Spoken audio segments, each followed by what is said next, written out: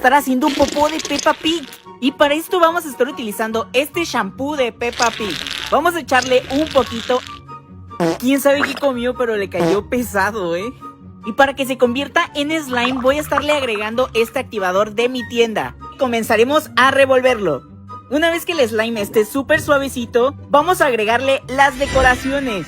Lo primero que le voy a poner son estas bolitas rosas. También tengo esta Peppa Pig de masa moldeable. Y ya por último le voy a colocar estos fimos de colores. Díganme en los comentarios qué otro slime quieren que haga.